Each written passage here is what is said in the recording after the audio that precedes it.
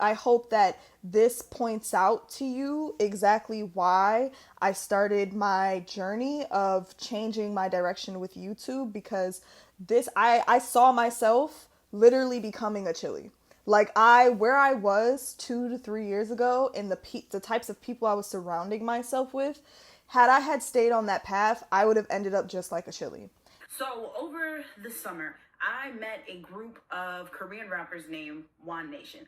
For those of you who don't know who WonNation is, they are, like I said, a group of Korean rappers that are kind of notorious for doing just kind of like off the wall shit like out there in careers. You know, they're also really well known for fetishizing black women and treating black women just disgustingly. More recently, to my knowledge, they're also known for harassing and assaulting underage black girls. And my friends at the time, one of my friends since like middle school and another one of my friends since like college, my really close friends, started like dating. They were kind of around us a lot, and we started hanging out a lot, and we became friends. You know what I mean? I had heard rumors about them since like the very first time that we had all hung out. The very first rumor that I ever heard about them was that they had actually raped a girl.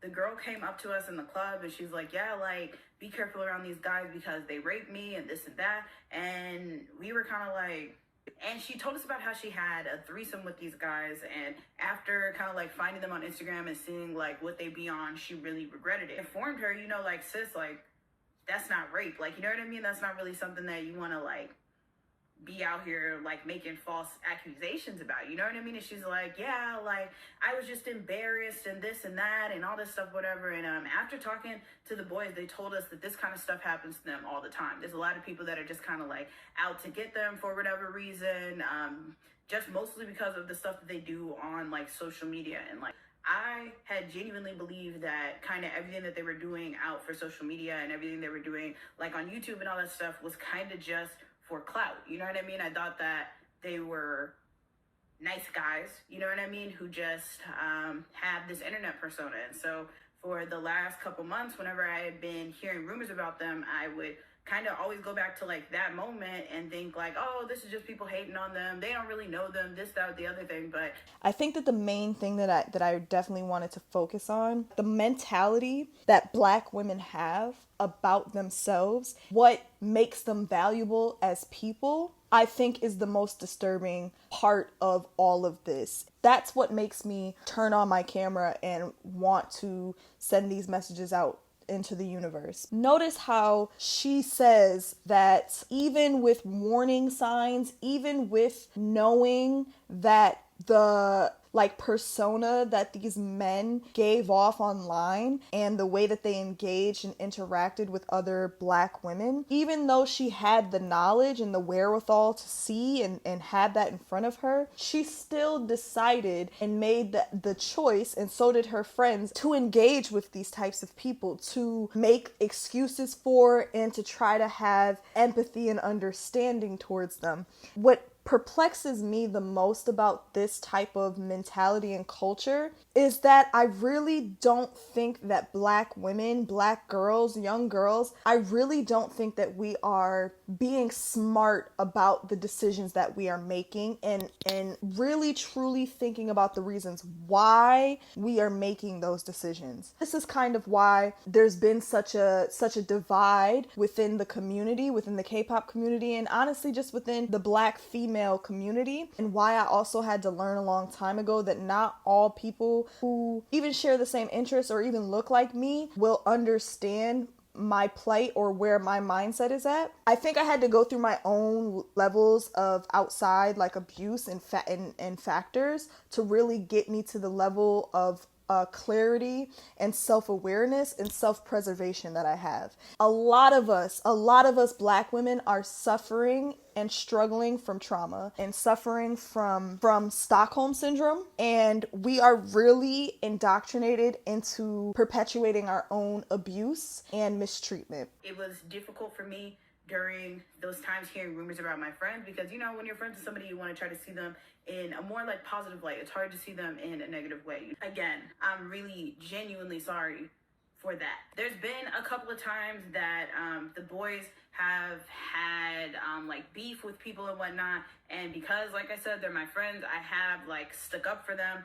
He was on live with the girl, and people were talking about like, oh, it was messed up of you to have called her a gorilla, and I was like, hey, like, he doesn't really know like the context behind what that means. You know what I mean? I've educated him. We've had a conversation about it, and he's not gonna like do it again, but like give him a break, you know? Essentially what she said is that, again, like I said, she knew what was going on, or she at least had enough evidence in front of her to see that these types of people clearly, like, something was off about them. You know, it's very telling that it is always a black woman, especially darker skinned black women, who feel that it is their duty and responsibility to come rescue their friends or like their loved ones. You know what I'm trying to say? Like, it's the psychology. That's what I mean by the Stockholm Syndrome, because you can literally have someone calling someone who legit looks just like you a monkey, a gorilla, or using like racial epithets and stuff like that.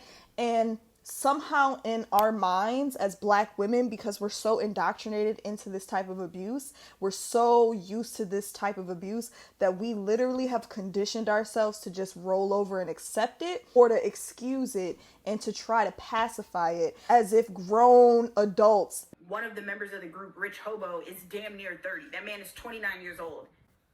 And he's sitting here talking to 13-year-old girls, okay? Don't know what they're doing or don't have the wherewithal to understand the words that they choose to use and the things that they choose to say to people, right? To explain also, I hope that this doesn't come off as super mean or judgmental towards Chili. That's definitely not what I'm trying to do. What I want to do is I want to bring awareness to exactly what is happening at such a large scale to black and brown women. This is a global issue, honestly, as we see, because this is happening in South Korea, right?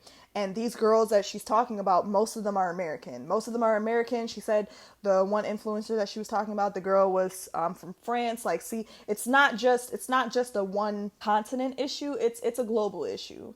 So, yeah. I feel so just stupid. Honestly, truthfully, just dumb, just so dumb. It's very clear now, hearing the stories that I've heard from all of WonNation's victims, that they're very conscious in the things that they say, especially the anti-black and straight racist derogatory things that they say toward black women and girls. You know what I mean? I do also just want to say that the other rumors that I had heard about them, I hadn't heard anything else predatory about them, because I'm not with the shit. I'm not into that, okay? When I say that I hear rumors about them all the time, it's not even like, I really genuinely wish that I was exaggerating. And it's not just me, it's their whole circle. I feel like people kind of forget that like influencers or like social media people are people, you know what I mean? And we were having this conversation about this, and I mean, like 5 hours later, maybe 5 hours later, I get a DM from somebody telling me that WonNation is a group of pedophiles. They send me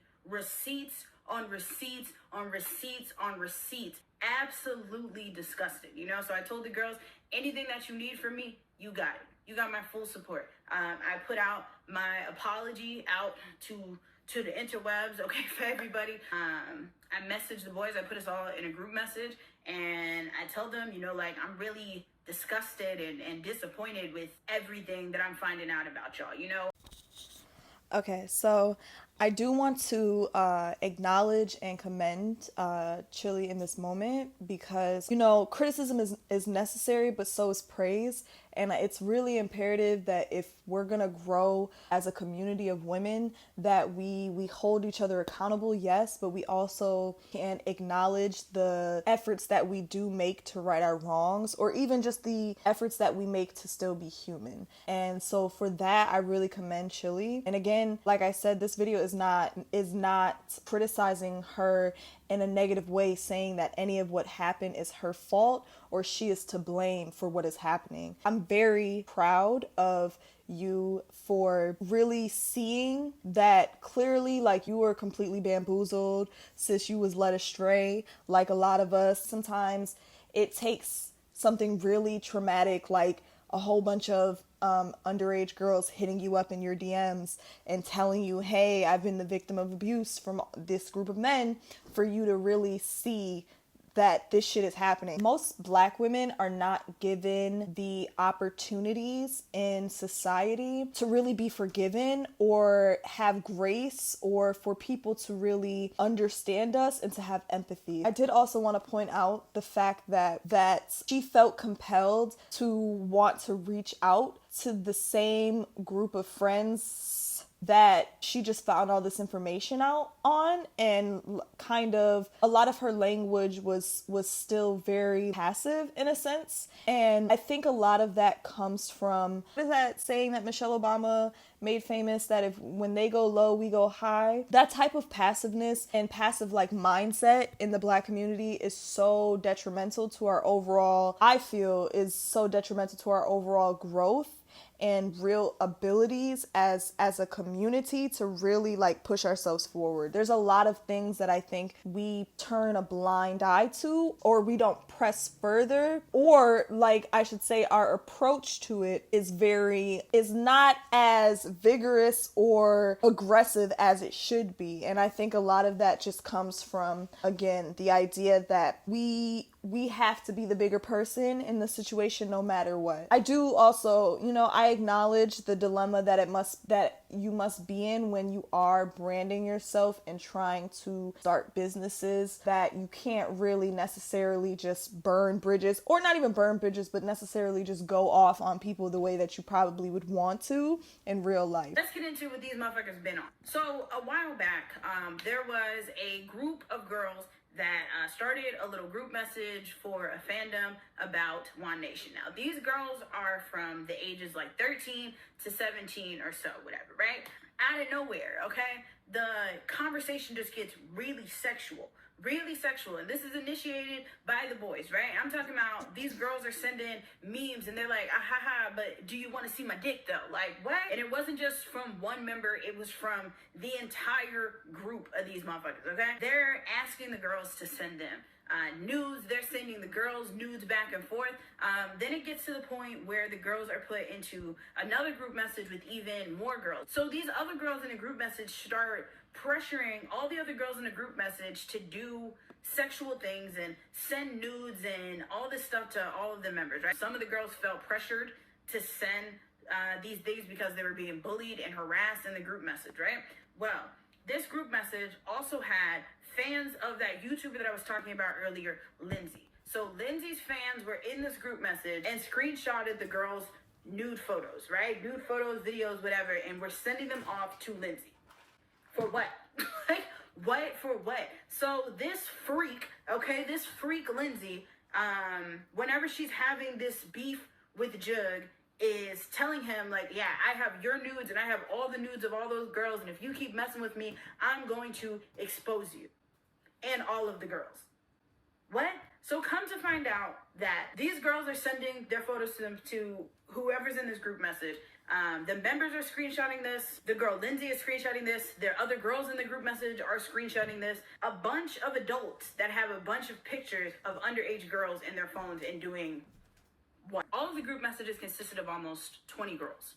20 underage and all Black girls, because these boys have a hyper fetishization for Black women, and it's disgusting. Men tells me that Black Soul is about Black people. It's about Black culture and all this, right?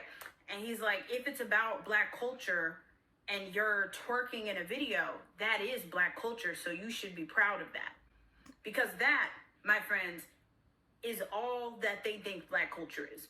And that was back in January. So seeing that was kind of the first time that I realized, they are really not my friends. You know what I mean? They really don't have my best interest at heart, It also really opened up my eyes to see what it is that they really think about Black women, Now, these victims, a lot of people are wondering, oh, why are the victims just now coming out now? Well, for one, some of the girls have been trying to expose these motherfuckers for over a year. These WonNation fans and stans, they are absolutely insane.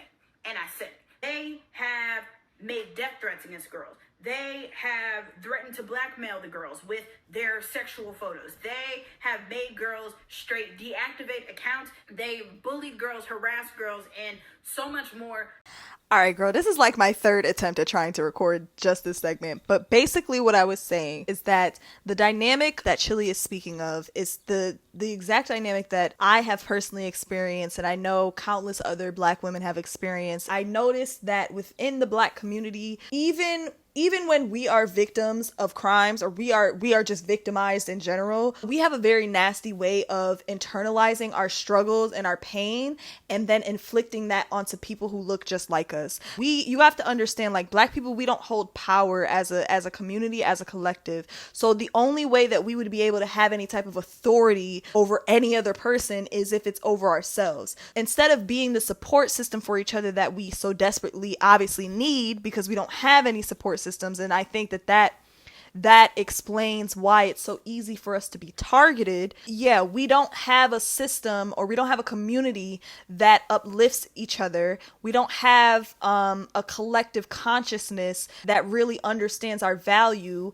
or has high self-esteem. So it's no wonder why a group of 20 plus women would behave that way. I think she also made a great point about how it took her up until that exact moment, because I can tell that it took having all of this get exposed before she even understood that even just being friends with these types of people, even thinking that these people had your best interest at heart at one point in time, was just quite foolish. And I'm glad that she did she did acknowledge the fact that she was dumb and she made a mistake.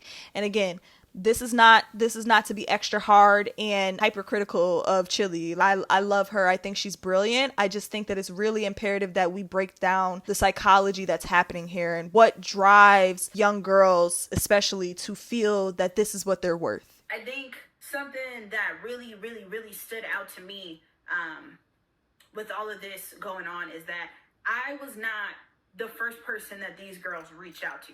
They had reached out to a couple of WonNation friends, a couple of people that are kind of like within my circle, and one coon ass Uncle Rucker's fucking Uncle Tom's Cabin looking ass motherfucker in particular really, really, really stood out. He tells the girls that the girls had no business talking to grown ass men. If you a motherfucking adult, okay, get told by a child that they have been harassed and or assaulted by another fucking adult, you need to hold the adult accountable and not the fucking child. Not to mention the fact that all these culture vulture ass, nigga boo ass motherfuckers wanna be is a Black man like you. You can tell by the way they speak, the way they dress, okay? That's all that they want to be, okay? That's it. And you choose to stand up for somebody that's willing to take your entire fucking culture from you, your entire fucking culture, instead of somebody in your own fucking race. You, sir, are a super coon. You read this one screenshot, and instead of going and getting more clarity, you decide to stick up for some fucking kiggers instead of your own fucking sisters. Coonery. And this motherfucker blocks me. A couple other people have also defended these motherfuckers. Okay, as you can tell, clearly it took me all fucking day to record this, but I finally came to my conclusive thoughts. My biggest fear within the community is that the mental and emotional health and well-being of most Black women is very low to non-existent. And there are a lot of predatory forces out there who understand that. One of the guys that she was speaking to and trying to like tell, like, hey, I really think it's kind of like your job and responsibility to put your friends in check, like get your friends and stuff. He basically was victim shaming and saying that the young girls who were involved in this should have known better. And if anything, he's one of the people that encourages groups of men to think that Black women deserve that type of treatment. That just speaks volumes to the mentality that the men in our community have towards us, right? A lot of Korean culture and society, especially with the younger generation of people, especially the men, and almost honestly, like, it's kind of like a minstrel show. Like, it's really performative. The way that Asian people, especially Korean people, are engaged within Black culture and Black identity. A lot of Korean men are disillusioned to think that they take on the same plights and experiences as Black men. When you have Black men who are there, who basically give them the okay and tell them that it's okay for them to behave this way and to treat other Black women this way, then, you know, what exactly do you expect to happen? I'm not necessarily saying that I'm happy that this happened, but I am happy to see that a conversation about the truth is finally starting. That there's finally a discussion happening about the real realities for Black women who travel, who go and experience new things, who want to experience different cultures, especially with the stan culture with K-pop.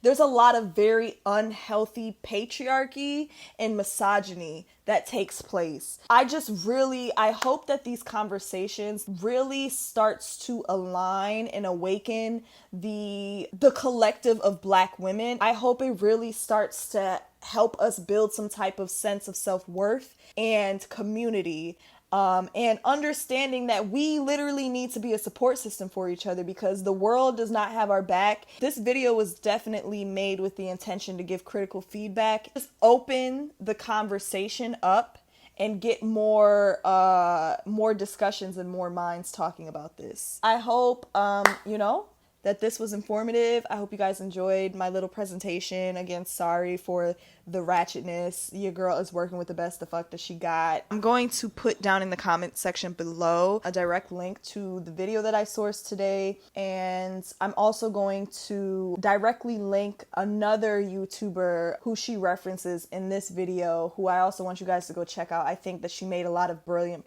points as well. So definitely go support other POC women and have a good day, y'all. Bye.